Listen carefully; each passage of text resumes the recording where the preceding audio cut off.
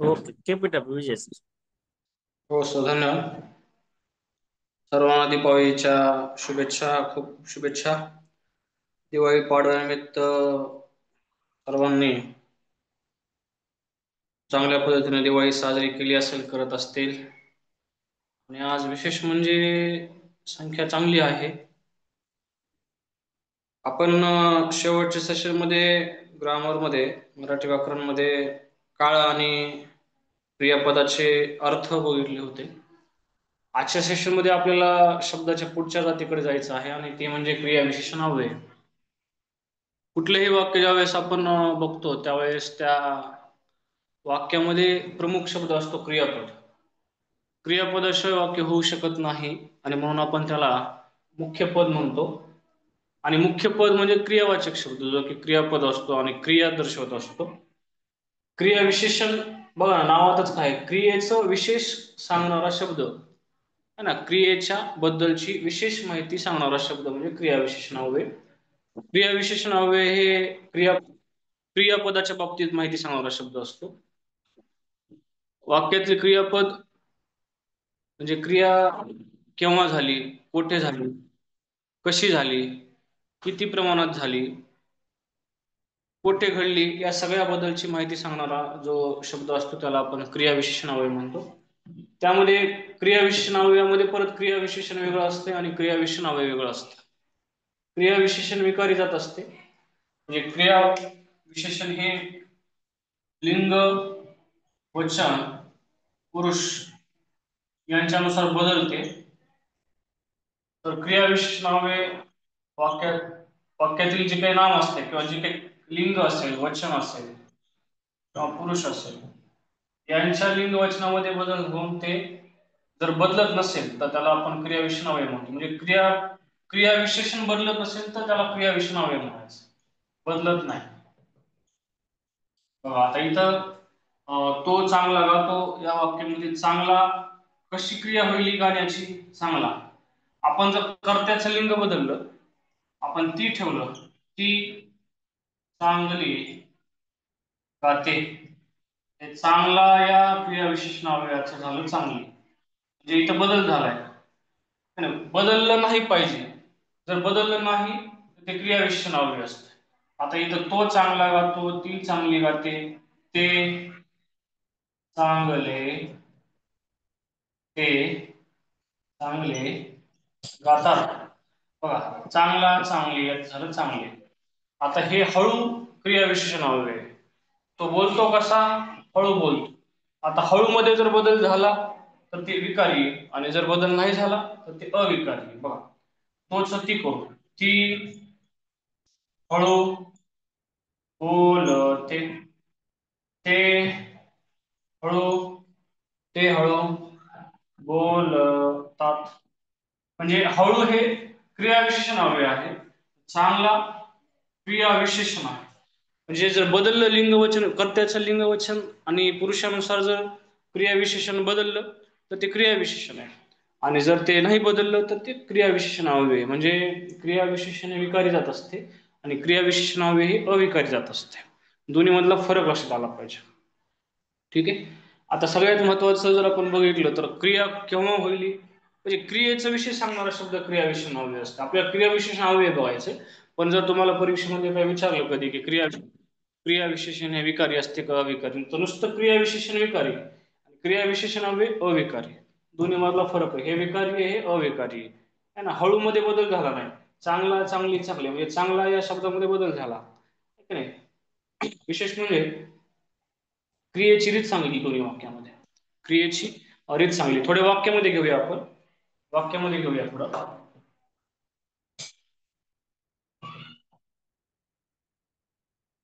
सगळ्यात महत्वाची कन्सेप्ट याच्यामध्ये काय आहे, क्रिया केव्हा झाली, कोठे झाली, कशी झाली, किती प्रमाणात झाली. ठीक आहे. क्रिया केव्हा, कोठे, कशी, किती वेळा, किती प्रमाणात झाली, घडली, याबद्दलची माहिती ज्या शब्दातून मिळते त्याला आपण क्रियाविशेषण अव्यय म्हणतो. काही क्रियाविशेषण जर आपण बघितले तर विकारी असतात, काही अविकारी असतात. ठीक आहे. एक वाक्य घेऊया बघा. मला पाहून तो झटकन गेला,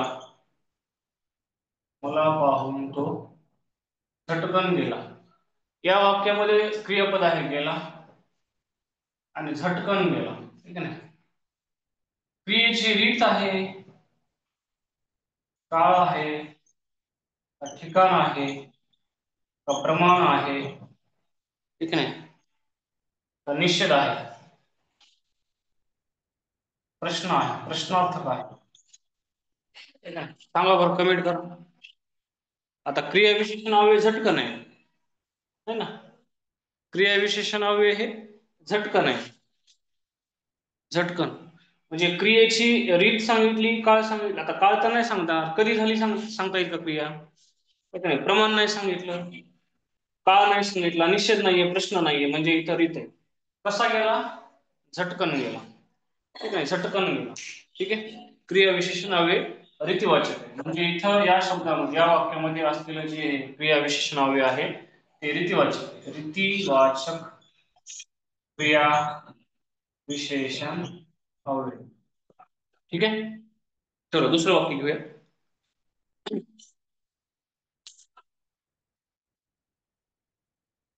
बघा, त्यांचा अपघात रात्री झाला. आता क्रियापदे झाला, क्रियाविशेषण अव्यय आहे रात्री. तर या रात्री शब्दाचा प्रकार सांगावा लागेल आपल्याला. क्रियेची रीत आहे, स्थळ आहे, वेळ आहे, तर पद्धत काय आहे नेमका आहे ना. कालदर्शक आहे ना, वेळ सांगितलेली अपघात होण्याची. स्थलदर्शक कोणी कमेंट केली? स्थळदर्शक कसे? रात्री हे कालवाचक, जे इथं आपल्याला कालवाचक. पहिलं वाक्य आपण रीतीचं घेतलं होतं, आताच वाक्य काळाचं घेतलं. रीतिवाचक क्रियाविशेषण अव्यय, कालदर्शक क्रियाविशेषण अव्यय. रात्री हे जे आहे ते कालवाचक क्रियाविशेषण अव्यय आहे. आणखी एक वाक्य घेऊया, आणखी एक वाक्य घेऊया.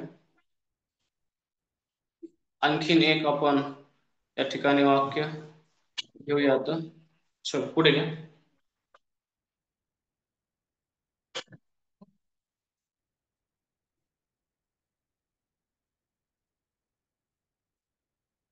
वाघ, वाघ पुढून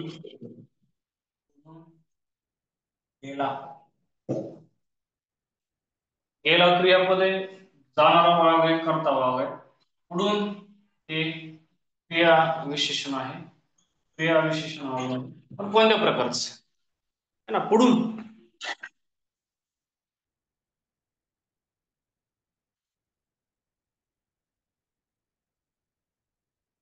हा स्थळदर्शक आहे. बघा, स्थळदर्शक आहे, स्थळदर्शक किंवा स्थळवाचक क्रिया विशेषण अव्यय. पुढून, मागून, आपण जर असं म्हणलं इकडून, तिकडून, खालून, वरून, हे जर क्रिया विशेषण अव्यय आले तर ते स्थलदर्शक असतात. हो, अनुकरण वाचक आहे. ओके, ते उपप्रकार आहेत. उपप्रकार आपण घेऊया. आता जर आपण बघितलं तर हे क्रिया विशेषण अव्यय स्थलदर्शक आहे. पुढून म्हणजे पुढे, पुढे, मागे, वर, खाली, इकडे, तिकडे असं आलं तर त्याला स्थितीदर्शक स्थितीदर्शक स्थलदर्शक क्रियाविशेषण अव्यय म्हणतो.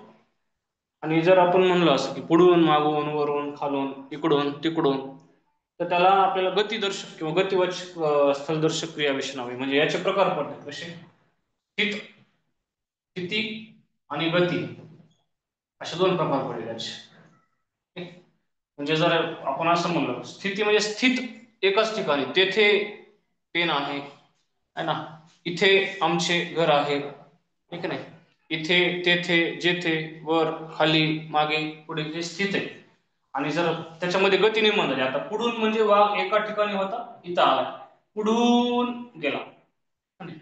हा वाघ इथून पुढे गेला म्हणजे पुढून गेला है ना. गती नाही याच्यामध्ये, याच्यामध्ये स्थित नाही येतो. एका ठिकाणी दुसऱ्या ठिकाणी ज्याला आपण म्हणजे स्थित क्रियेचं स्थळ सांगितलेलं आहे. एवढं मात्र आपल्याला त्या ठिकाणी क्लिअर कळालं पाहिजे की जर गती असेल तर गतिवाचक स्थलदर्शक क्रिया विशेषण, आणि स्थित असेल एकाच ठिकाणी असेल, ठीक आहे ना, तर त्याला स्थितीदर्शक स्थलदर्शक क्रिया विशेषण असं म्हणावं लागेल. रीतिवाचक मध्ये सुद्धा आपल्याला खरं तर त्याच्यामध्ये अनुकरणवाचक जर शब्द आला, आता अनुकरणवाचक मध्ये कसं बदाबद, चमचम, झटझट, पटपट है ना, हे जर आपण शब्द बघितले तर ते अनुकरण दर्शक आपल्याला पाहायला मिळतात. ठीक आहे. तर हे एक आपल्याला त्या ठिकाणी म्हणजे रीत, काळ आणि म्हणजे स्थिती या तीन गोष्टीमध्ये आपल्याला क्रियाविशेषणावे त्या ठिकाणी कळालेलं आपल्याला पाहायला मिळते. त्याच्यानंतर जर आपण बघितलं तर जर संख्यावाचक क्रियाविशेषणावे आलं तर ते कसं घेऊया, वाक्यामध्ये घेऊया एक आपण. चलो, आता चौथा प्रकार आहे क्रियाविशेषणावयाचा. पहिला प्रकार जो आहे तो कोणता घेतला आपण, रीतिवाचक क्रियाविशेषणावे. दुसरा कालदर्शक क्रियाविशेषणावे. तिसरा स्थलदर्शक. पुढे इकडे घेऊया आपण. याच्यामध्ये पहिला आहे रीतिवाचक क्रियाविशेषण. दुसरा आपण बघितला कालदर्शक क्रियाविशेषण आवडे. त्याच्यानंतर चौथा आपण बघितला, तिसरा आपण बघितला स्थलदर्शक. स्थलदर्शकचे दोन प्रकार बघितले, स्थिती आणि गती. त्याच्यानंतर आपल्याला चौथा क्रमांकाचा जो प्रकार आहे इकडे घेऊया, थोडस इकडे घेऊया खाली, जो आहे तो आहे चौथ्या क्रमांकाचा, ज्याला आपण म्हणतो परिणामवाचक. परिणामवाचक सॉरी परिमाण परिणाम वेगळं, परिमाण वेगळं. परिमाण वाचक, याला दुसरं एक नाव आहे संख्यावाचक क्रियाविशेषण. किती प्रमाणामध्ये क्रिया झाली हे सांगतं याच्यात बघा. आता याच्यामध्ये थोडस पहिला, दुसरा, तिसरा, चौथा, पाचवा, सहावा असं आलं, एक पट, दोन पट, तिप्पट, चौपट असं आलं तर संख्यावाचक सांगता येईल आपल्याला. आणि त्याच्यामध्ये जर अधिक, फार, पुष्कळ, जास्त, भरपूर असं आलं तर अधिक्यवाचक घ्यावं लागतं आपल्याला. काही वेळेस पुरेसा, पर्याप्त, नाही, बस, बरोबर, बेताचा असं आलं तर पर्याप्त. म्हणजे ह्याच्यामध्ये सुद्धा आपल्याला डीप मध्ये जाता येतं थोडस. ठीक आहे, हा जरासा पण येईल त्याच्यामध्ये. त्याला आपण पर्याप्तवाचक संख्यावाचक क्रियाविशेषणावे किंवा पर्याप्तवाचक परिमाणवाचक क्रियाविशेषणावे म्हणतो. आणि श्रेणीवाचक मध्ये क्रमाने, क्रमशः, म्हणजे इथं संख्येचा म्हणजे किती प्रमाणामध्ये क्रिया होईल हे सांगायचं. ठीक आहे, एक वाक्य घेऊया आपण. सर्व मुले क्रमाने बसली. क्रमाने, आता इथं थोडस परिमाणवाचक मध्येच येते, परंतु त्याला आपल्याला श्रेणीवाचक घ्यावं लागेल. श्रेणीवाचक मध्ये परिणामाचा म्हणजे या प्रकाराचा हा उपप्रकार झाला. काही मुले हे वेगळं, सॉरी एक मिनिट, आपण दुसरं वाक्यामध्ये घेऊया काही शब्द. काही हा जो काही तसं तर काही घेता येणार नाही आपल्याला, ते विशेषण बनणार आहे आपल्याला, दुसरं घ्यावं लागेल. सॉरी, दुसरा प्रकार घेऊया थोडासा बघा. तो मुलगा तो मुलगा दोनदा नापास झाला. तो मुलगा नापास झाला, का नाही, किती वेळा, दोनदा. हे आपल्याला संख्यावाचक मध्ये किंवा परिमाणवाचक मध्ये घ्यावं लागेल. ते मग असं जे काही मुले होतं ना, ते काही मुले म्हणल्यावर आपल्याला ते विशेषण म्हणजे दर्शक नाही, सॉरी, काही ज्याला आपण म्हणतो विशेषणाचा प्रकार घेतला होता, सांगता येत नाही, निश्चित, अनिश्चित ज्याला आपण म्हणतो, ते संख्यावाचक विशेषण. इथं आपल्याला क्रियाविशेषणावे दोनदा हे घ्यावं लागेल. ठीक आहे, हा बरोबर आहे, अनिश्चित. झाला या क्रियापदाचं माहिती सांगणार शब्द किती वेळा नापास झाला, दोनदा, म्हणजे परिमाणवाचक क्रियाविशेषणावे आपल्याला त्या ठिकाणी सांगता येईल. ठीक आहे, म्हणजे हा एक प्रकार आपल्याला, म्हणजे चौथा प्रकार झाला. आपण पहिला रीतिवाचक, दुसरा कालवाचक, तिसरा स्थलदर्शक, आणि हा जो आहे तो हा आहे चौथ्या क्रमांकाचा क्रियाविशेषणाव्याचा प्रकार आहे. त्याच्यानंतर आणखी एक आपल्याला त्या ठिकाणी पाचव्या क्रमांकाचा क्रियाविशेषणाव्याचा प्रकार घ्यावा लागेल, तो आहे प्रश्नार्थक क्रियाविशेषणावे. आता प्रश्नार्थक क्रियाविशेषणावे हे जे आहे हे कितव्या क्रमांकाचं आहे, ते पाचव्या क्रमांकाचं आहे. स्थलदर्शक हे इकडं मोडू. पहिला वाचक, कालवाचक, स्थूलदर्शक, तिसरा चौथा परिमाणवाचक आणि पाचवा प्रश्नार्थ. आता प्रश्नार्थक मध्ये का, केव्हा, कोठे, कसे, नुसतं ना अशा प्रकारचे प्रश्नदर्शक शब्द जर आले आणि ते वाक्यामध्ये वापरले तर त्याला आपण प्रश्नार्थक क्रियाविशेषण नावे आपण म्हणू शकतो. नुसतं प्रश्नार्थक वाक्यामध्ये म्हणजे ज्या वाक्याच्या शेवटी प्रश्नचिन्ह असतं त्याला आपण प्रश्नार्थक वाक्य म्हणतो. आणि त्याच्यामध्ये जर का, ना, केव्हा, कोठे, कसे असे शब्द आले त्या ठिकाणी आपल्याला त्याला प्रश्नार्थक क्रियाविशेषण नावे घ्यावं लागेल. बघा, आपण जर असं म्हणलं वाक्यामध्ये, आपण जर असं म्हणलं केव्हा आलास तू, केव्हा आलास तू, बघा आता शेवटी प्रश्नचिन्ह द्यावं लागेल आपल्याला. या वाक्यामध्ये केव्हा हा जो काही शब्द आहे त्याला आपल्याला क्रियाविशेषण नावे, त्याच्यामध्ये प्रश्नार्थक क्रियाविशेषण नावे घ्यावं लागेल. दुसरं एक वाक्य घेऊया, दुसरे एक वाक्य घेऊया. कसे सांगू ना, कसे म्हणजे प्रश्नार्थक वाक्य जर असेल, प्रश्नार्थक वाक्यामध्ये केव्हा, केव्हा असेल, कोठे असेल, ना. आता ना हा शब्द निषेधार्थक पण आहे आणि प्रश्न विचारण्यासाठी सुद्धा त्याचा वापर केला जाऊ शकतो. ठीक आहे. आता नाचा वापर करून एक प्रश्नार्थक वाक्य तयार करूया आपण. ना हे त्या वाक्यामधलं प्रश्नार्थक क्रियाविशेषण अव्यय असणार. एक वाक्य करूया आपण. बघा, वाक्य थोडस वर घेऊया. मला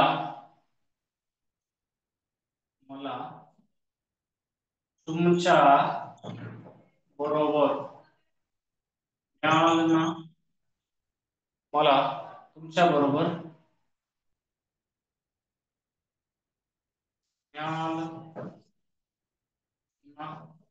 बघा शेवटी बघा हे ना आलं नव्हतं, हे ना प्रश्न विचारण्याचं काम करायला येते म्हणून त्याला प्रश्नार्थक क्रियाविशेषण अव्यय म्हणावं लागेल. त्याने खरी सांगितले तर ना, बरोबर आहे मनीषा मॅडमने केलेली कमेंट. त्याने खरी सांगितले तर ना, मला सांग ना, याच्यामध्ये प्रश्नार्थक चिन्ह दिलं नाही पुढे आणि ते वाक्य प्रश्नार्थक होईल का ते बघा. कमेंट मध्ये कोणतरी सांगितलेले आता, नाही मी ते केले, तू बाजारात येणार आहेस ना. ओके, हे पण जमते नवशात सरांनी टाकलेलं. चला, तर इथं प्रश्नार्थक क्रियाविशेषण अवयवामध्ये जर आपण बघितलं तर लक्षात ठेवा, का, ना, केव्हा, कोठे, कसे असे शब्द आले आणि शेवटी प्रश्नचिन्ह असेल, क्रियाविशेषण अवयव विचारलेलं असेल तर त्या ठिकाणी आपल्याला ते प्रश्नार्थक क्रियाविशेषण अवयव सांगावं लागेल. त्याच्यानंतर जर आपण बघितलं नचा आणि नाचा, थोडस इकडे घेऊया, पहिला मोडूया आपण थोडस. कालदर्शक आणि रीतिवाचक थोडं सोपं आहे. 6वा क्रमांक जो आहे न आणि ना यांचा वापर वाक्यात केला असेल आणि शेवटी प्रश्नचिन्ह नसेल, है ना, म्हणजे निषेध दर्शवण्यासाठी या दोघांचा वापर केला असेल एखाद्या वाक्यामध्ये निषेध दर्शवण्यासाठी, तर याला निषेध दर्शक क्रिया विशेषण अव्यय म्हणता येईल.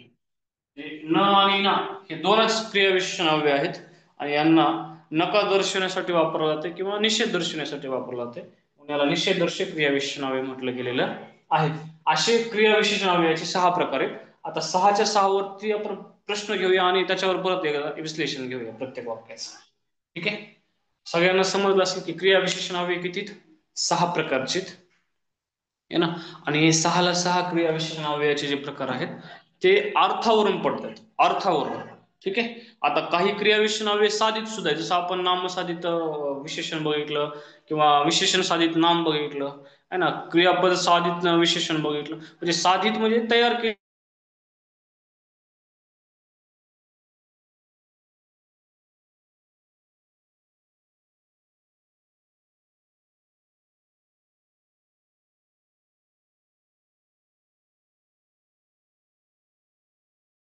वाक्य घेऊया परीक्षेत आलेले. तू न बोललेलेच बरे, बरोबर आहे, तू न बोललेले बरे चालतंय ना. तू न बोललेले बरे, न मध्ये आलेला आहे तर त्याला निश्चित दर्शक घेतात आपल्याला. चलो, वाक्य घेऊया आपण. वाक्याकडून कन्सेप्ट कडे जाऊया. वाक्याकडून कन्सेप्ट कडे आपण जाऊयात. चलो वाक्य घ्या. आता तुम्हाला थोडस काय करावं लागेल, उत्तर देताना थोडी फास्ट कमेंट करावं लागेल, कारण जास्तीत जास्त वाक्य आपल्याला घेता येतील आणि परीक्षेला आलेली जास्त वाक्य आपण घेण्याचा प्रयत्न करूयात. ठीक आहे, लिहा. आम्ही, खूप मजेशीर वाक्य आहे. आम्ही आमच्या घरी घरी येरवाळी येरवाळी पोहोचलो. येरवाळी येरवाळी काय आहे बघा. क्रियाविशेषण हवे कोणतं आहे, पण या वाक्यामध्ये अजून कोणतं क्रियाविशेषण हवे आहे का? थोडं व्यवस्थित वाक्य समजून घ्या. वाक्य व्यवस्थित समजून घ्या.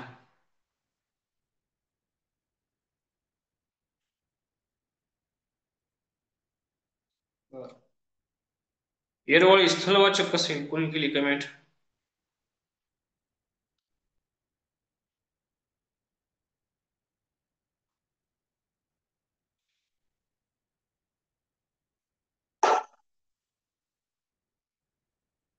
कालवाचक. बर,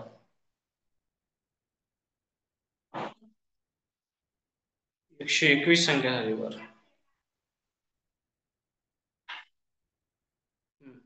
बरं जर मी अंडरलाईन याला नाही केलं आणि असं विचारलं किती क्रिया विशेषण हवे आहेत वाक्यात, किती क्रिया विशेषण हवे आहेत?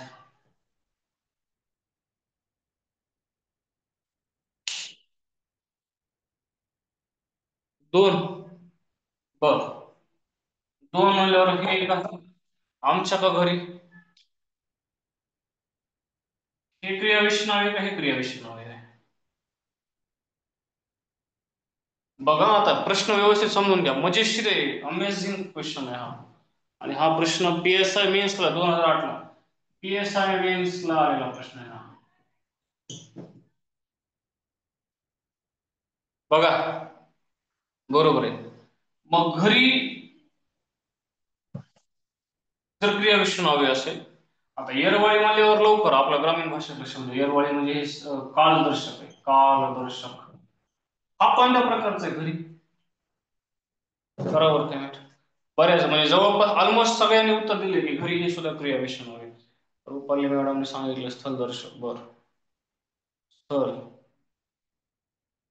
स्थल बर, स्थळ स्थित स्थित आहे का? बर, चलो ठीक आहे. स्थलदर्शकच करावेत सगळे कमेंट मध्ये, स्थलदर्शकच करावेत सगळे. स्थलदर्शकच म्हणावेत सगळे, बरोबर आहे ना? बघा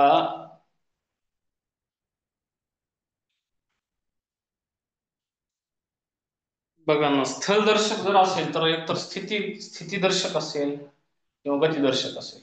बरोबर आहे. स्थित म्हणजे एका ठिकाणी कुठंतरी, वर खाली मागे पुढे इकडे तिकडे, आणि गतिदर्शक म्हणजे इकडून तिकडून मागून पुढून वरून खालून असं. घरी हे स्थलदर्शक कसं होईल? आता बघा, मी जर असं म्हणलं की ह्या 6 प्रकार जे आता आपण घेतले होते त्या 6 प्रकारामध्ये हे बसत नाही. कसं कालदर्शक नाही? आपण जर बघितलं तर तिथं रीतिदर्शक नाही, रीत तर नाहीच आहे. मी घरी बदल होते, एरवळी तर आले प्रश्नाचं उत्तर सगळ्यांनी, त्याला कालदर्शक सगळ्यांनी सांगितलं. पण याला जर मी म्हणलं प्रश्नार्थक नाही, निषेधदर्शक नाही, स्थलदर्शक नाही, रीतिवाचक नाही, कालवाचक नाही, परिमाणवाचक नाही, आहे काय हे? तर हे आहे साधित साधित क्रिया विशेषण हवे. कसं? घर नाम आहे ना, घर हे काय आहे? नाम आहे. घर हे नाम आहे. आपण जिथं राहतो ना, आपण जिथं राहतो त्याला आपण घर म्हणतो. बरोबर आहे, घर. मग या घरला जर आपण ई प्रत्यय लावला, दीर्घ ई, तर शब्द बनतोय घरी. आणि या घरीचा वापर आम्ही आमच्या घरी पोहोचलो. आता येरवाळी बाजूला करा. चला, येरवाळी बाजूला करा. आम्ही आमच्या घरी पोहोचलो. तर घरी पोहोचलो, घरी पोहोचलो. आता हे क्रियाविशेष नाव आहे बनले, पण कसलं आहे? नामसाधित, नामापासून तयार झाले. नामसाधित क्रिया विशेषण अवयव. आणि हे उत्तर कोणी दिलं नव्हतं. समजलं का? समजले का? जसं दिसतंय तसं नसतंय. नाही, जसं दिसतंय तसं नसतंय म्हणून तो जग फसतंय.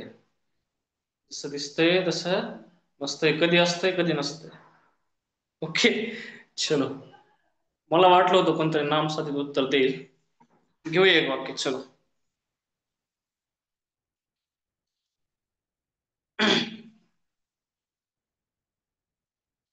चलो, वाक्य घेऊया एक. थोडस हटके वाक्य घेण्याचा प्रयत्न करूयात आपण.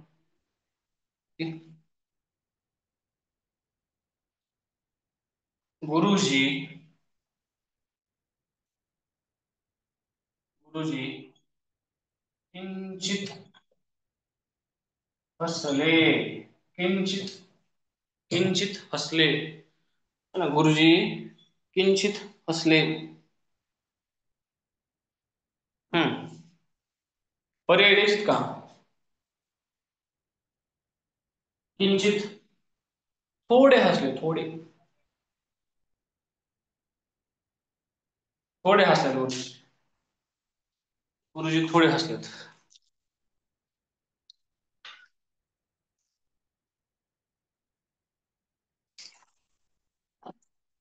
संख्यावाचक. बर, संख्यावाचक, परिमाणवाचक. बरोबर आहे ना? गुरुजींनी शिकवताना किंचित हसलं पाहिजे. स्माइली फेस असला पाहिजे गुरुजीचा. गुरुजीच्या कपाळावर आट्या वाजल्या, आट्या पडलेल्या असतील आणि गुरुजी शिकवायला लागले तर लेकरांना गुरुजीच समजणारच नाही ना. गुरुजींचा ऍटिट्यूड हा पॉझिटिव्ह असला पाहिजे. गुरुजींनी शिकवताना एकदम म्हणजे मनातून शिकवलं पाहिजे. किंचित हसले पाहिजे, थोडं तर हसलं पाहिजे गुरुजींनी. आणि म्हणून याला म्हणायचं परिमाणवाचक. परिमाणवाचक क्रिया विशेषण वे. ओके, परिमाणवाचक क्रिया विशेषण अव्यय. चलो, दुसरं वाक्य घेऊया. दुसरं वाक्य घेऊया.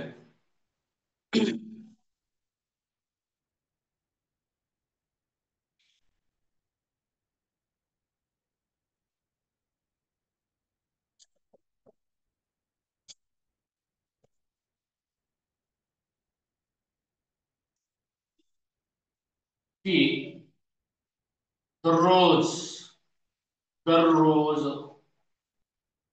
मंदिरात जाते. ती म्हणजे आई. ती दररोज मंदिरात जाते. कोणतं क्रिया विशेषण अव्यय आहे आणि कोणत्या प्रकारचं? दोन प्रश्न आहेत आपले.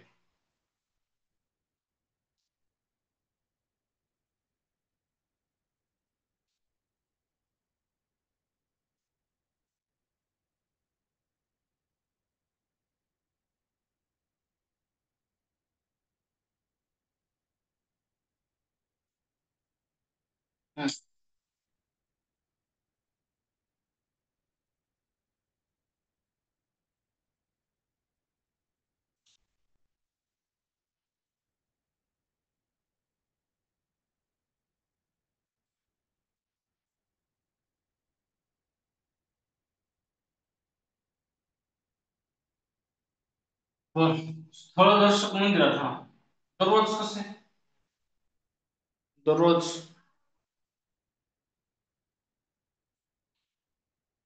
बघा, दररोज जाते म्हणजे आवृत्ती. आवृत्ती, आवृत्ती वाचक, आवृत्ती वाचक, कालवाचक क्रिया विशेषण अव्यय. बघा, आता दररोज म्हणल्यावर आवृत्ती होईल. दररोज, दररोज, पुन्हा पुन्हा, वारंवार, फिरून फिरून, क्षणोक्षणी, सालोसाल, हे आवृत्तीवाचक कालवाचकचाच प्रकार आहे. जे आपण जर म्हणलं ती दररोज जाते, आता मंदिरात काढून टाकलं समजा आपण असं जर म्हणलं दररोज जाते, कधी जाते? दररोज जाते.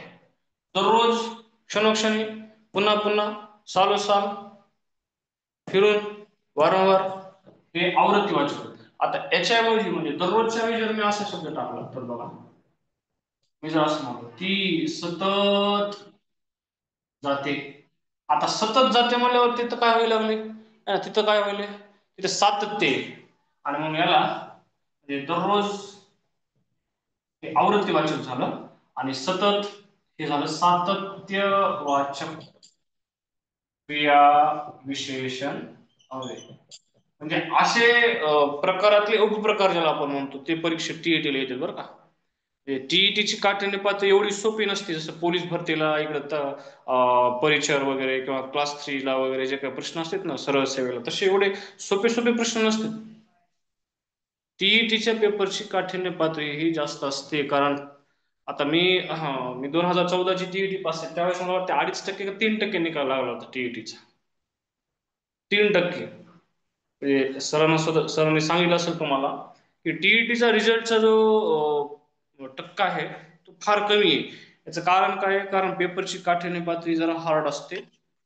सातत्यवाचक मध्ये जर आपण बघितलं तर सतत, सदा, नेहमी आहे ना, सदा, नित्य, नेहमी, सतत, हमेशा, असे असे जर क्रियाविशेषण अव्यय आले आणि ते कालवाचक असते तर त्याच्यात परत उपप्रकार पडतो सातत्यवाचकचा. सातत्यवाचक आणि आवृत्तीवाचक हे दोन प्रकार पडतात. आता मी एक शब्द देतो, तो सातत्यवाचक आहे की आवृत्तीवाचक आहे ते सांगायचं तुम्ही, ठीक आहे? चलो, एक शब्द आहे, वाक्यामध्ये घेऊया आपण. सुसंगती सदा घडो, है ना, कशी घडो किंवा कधी घडो, केव्हा घडो, कुठे घडो, असा जर प्रश्न क्रियापदाला केला तर कालवाचक केव्हा, सुसंगती केव्हा घडो, सदा घडो.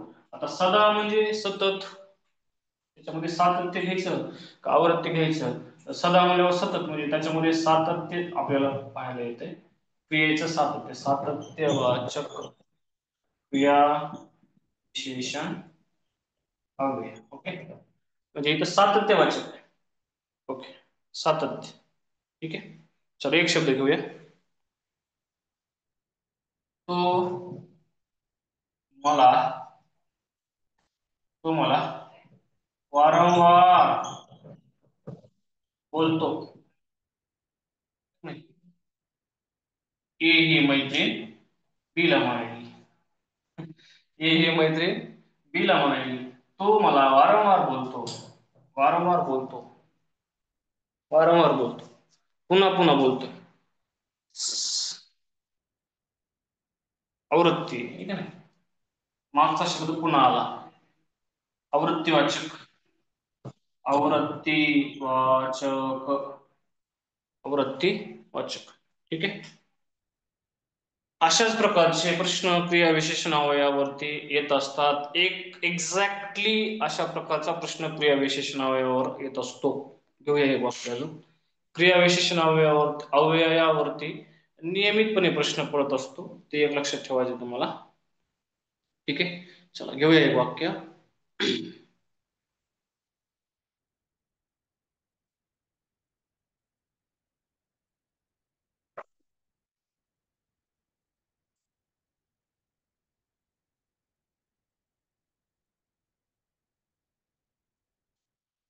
नदीचे पाणी,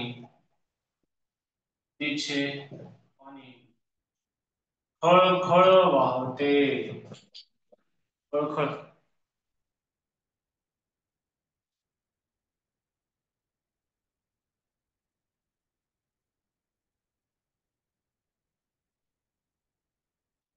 आता इथं आवृत्ती कशी येईल? काळ सांगितले, खळखळ म्हणजे काळ आहे का? मुद्दा म्हणून घेतला प्रश्न.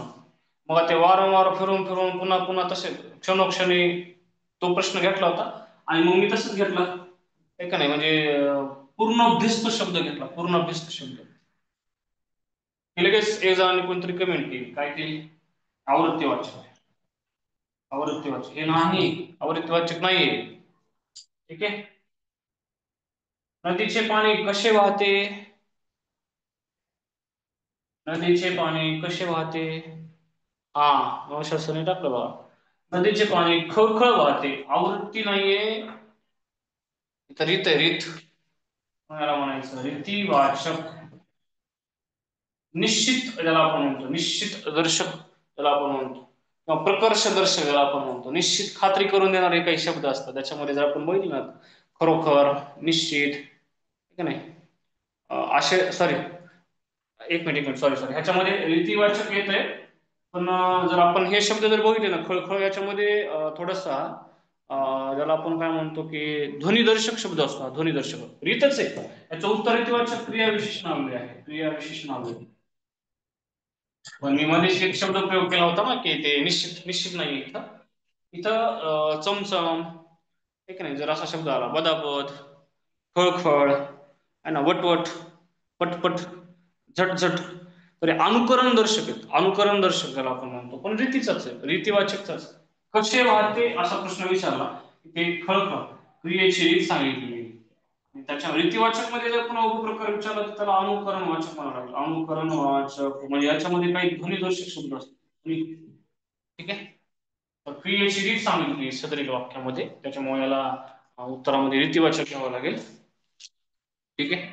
आणि बरेचसे असे आहेत की जे क्रियाविशेषण नावे ओळखता येत नाहीत, साधित आहेत का, स्थलदर्शक आहे, कालवाचक आहे का, रीतिवाचक आहे. आज जयश्री मॅडमने काय कमी, आजपासून करेक्ट 1 महिन्याने परीक्षा आहे. बरोबर आहे, आज 23 तारीख आहे का? हा बरोबर आहे, म्हणजे जवळपास 1 महिना आता अभ्यासाला आपल्याला आहे. 1 महिना अभ्यासाला आहे. चलो एक वाक्य घेऊया, एक वाक्य आपण घेऊया. चला.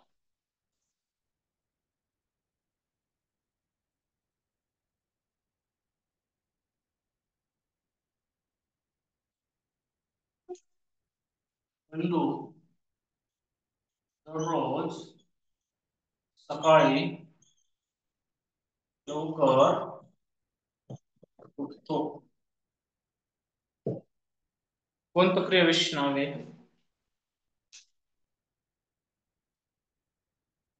क्रियाविशेषण आहे कोणते?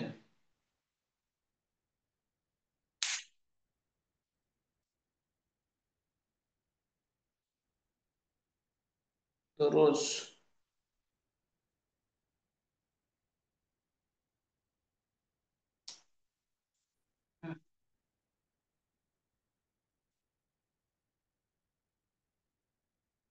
काल काय आहे? काल दर्शक,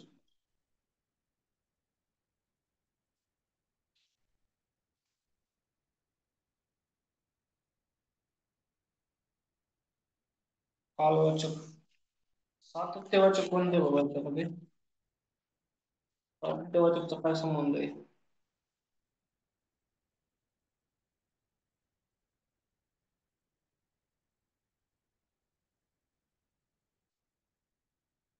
बर, दररोज आता शिकल्याप्रमाणे,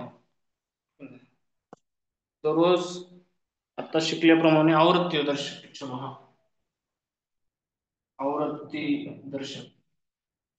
पण मला अभिप्रेत सकाळी हे उत्तर होतं. आता सकाळी हे कोणत्या प्रकारचं क्रियाविशेषण हवे?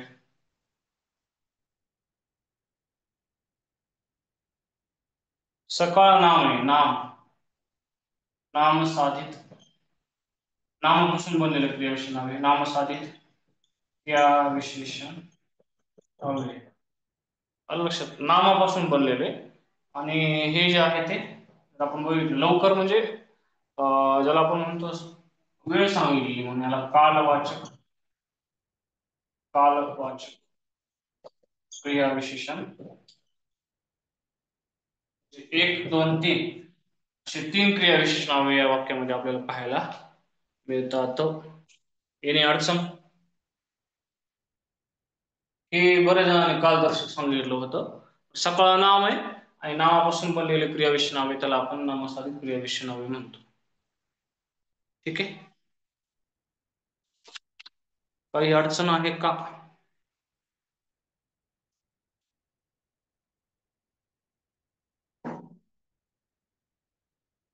आपला टाइम झालेला आहे मला वाटते. याच्यावरचे काही क्वेश्चन्स आणि शब्द घ्यावे नेक्स्ट सेशन मध्ये आपण घेऊयात. सर आहेत का ऑनलाईन? राम सर? बहुतेक सर नाही आहेत, त्यामुळे निरोप समारंभ आजचा मलाच करावा लागेल. समजलं का सेशन आजचं? किचकट भाग आहे हा. किचकट नाही, थोडस आपल्याला थोडस समजून अंडरस्टँडिंग करावं लागतं याच्यामध्ये थोडस. ओके. आज बरेचसे जॉईन झाले होते. आज पाडवा, दिवाळी पाडवा असून सुद्धा आज आपल्या सेशनला 121 कॅन्डिडेट्स होते. आता कमी झालेत. छान समजलं आहे. Okay, thank you. सगळ्यात महत्वाचं, आता उद्या भाऊबीज आहे, दिवाळीचा शेवट. हो सर, खूप चांगल्या प्रकारे सांगितली. ओके.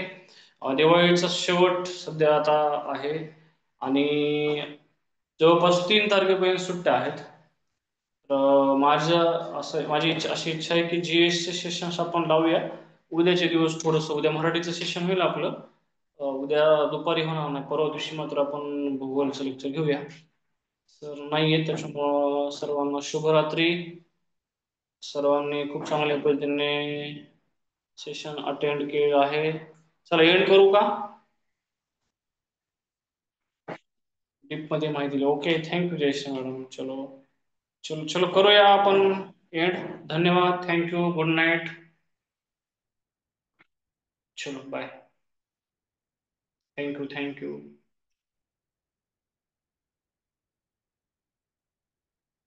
लय भारी. Thank you thank you. Good night. चला एंड करतो मी सर्वांना. Good night.